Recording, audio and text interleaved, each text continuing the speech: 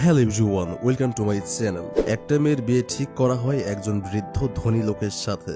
টাকা, স্ট্যাটাস, বিলাসী জীবন সব ছিল, শুধু মেয়েটার ইচ্ছেটাই ছিল না। সবাই ভেবেছিল মেয়েটা চুপচাপ মানিয়ে নেবে, কিন্তু সে সেই টাইপের মেয়ে না। এক রাতে সব ছেড়ে বাসা থেকে পালিয়ে যায় সে। আর ভাগ্য এমনভাবে গেম খেললো, তার পরিচয় হয়ে গেল এক ডেলিভারি বয়ের সাথে। সাধারণ একটা ছেলে, কিন্তু কথা বলার মধ্যে আলাদা একটা কনফিডেন্স, চোখে অ্যাটিটিউড, আর এমন একটা ভাইব যেটা অনেক বড় লোকের মধ্যেও পাওয়া যায় না। সেখান থেকে শুরু হয় অন্যরকম এক কেমিস্ট্রির গল্প, কখনো ফানি, কখনো ইমোশনাল, কখনো এমন রোমান্টিক মুহূর্ত যেটা চুপচাপ ফিল করতে ইচ্ছা করবে। আর ধীরে ধীরে মেয়েটা বুঝতে পারে লাক্সারি সবসময় টাকায় আসে না, কিছু মানুষ নিজের পার্সোনালিটি দিয়েই পুরো জীবনটাকে এক্সপেন্সিভ ফিল করিয়ে দেয়। তো চলুন তাহলে ঘুরে আসি মেয়েটার এক্সপেন্সিভ দুনিয়ায়। 其实比谁都还难，纵然有再多花香。 গল্পের শুরুতে আমরা দুজন মেয়েকে দেখি। একজনের নাম লুজি এবং অন্যজন এই ড্রামার প্রধান চরিত্র সুই। তাদের মধ্যে প্রচন্ড ঝগড়া হচ্ছে। সুই তার চাকরি থেকে ইস্তফা দিয়েছে। লুজি তাকে জিজ্ঞেস করে চাকরি ছাড়ার কি দরকার ছিল, আমাদের বস কিম তো এখন আমার সাথে আছে, তাই তোমার হিংসে হওয়া উচিত নয়। সুই অবজ্ঞার হাসি হেসে বলে, তুমি কত নিষ্পাপ, তোমার মাথায় সারাক্ষণ শুধু ছেলেরা ঘোরে। তুমি আমার প্রজেক্ট চুরি করে এখন কিমের পেছনে লুকিয়ে আছো। তোমরা যা খুশি করো, আমার কিছু যায় আসে না। কথাটি শুনে লুজি রেগে গিয়ে সুইকে চড় মারে। এরপর আমরা সুইয়ের প্রিয় বন্ধু ফাংকে দেখি। সে তার ছেলের সাথে সময় কাটাচ্ছিল।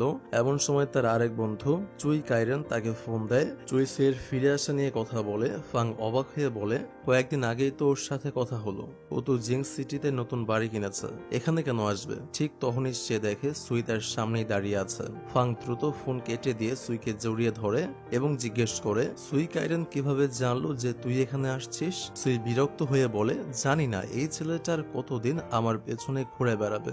ফাং জিজ্ঞেস করে, কতদিন থাকবে এখানে? সুই জানায় সে চাকরি ছেড়ে দিয়েছে। সে ফাংয়ের কাছে কনসিলার চায়। ফাং তার মুখের আঘাত দেখে চমকে ওঠে। তোকে কে মেরেছে? তুই কি কোনো বিবাহিত পুরুষের সাথে জড়িয়ে পড়েছিস নাকি? তোর 13 নম্বর বয়ফ্রেন্ড বানা, তাদের সমস্যা নেই, কিন্তু কারো সংসার ভাঙিস না। সুই শান্তভাবে বলে, আমি এমন কিছু করতে পারি না, তুই তো জানিস এটা অন্য কারণে হয়েছে। সুই তার খালা আর দাদির বাড়িতে পৌঁছায়। সবাই তাকে দেখে খুব খুশি। খালা বলে, তোর জন্য একটা ছেলে পছন্দ করেছি, সে আজই তোকে দেখতে আসবে। সুই বিরক্ত হয়ে বলে, আসলাম একদিনও হয়নি, এর মধ্যেই তোমরা তোমাদের ঘটকালি শুরু করে দিলে। দাদি এসে বলে, ছেলেটা ডাক্তার, নাম ডাক্তার গাও।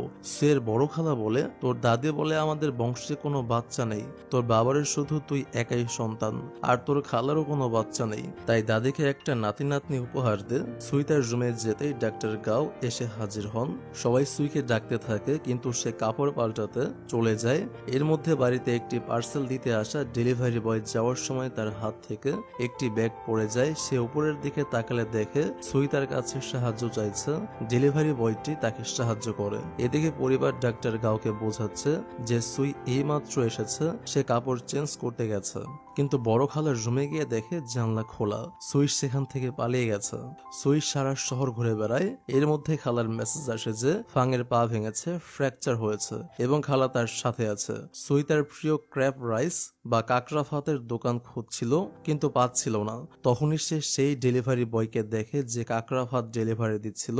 সুই তার কিউআর কোড স্ক্যান করার চেষ্টা করে, কিন্তু কাজ হয় না। ডেলিভারি বয়টি ফোনে কথা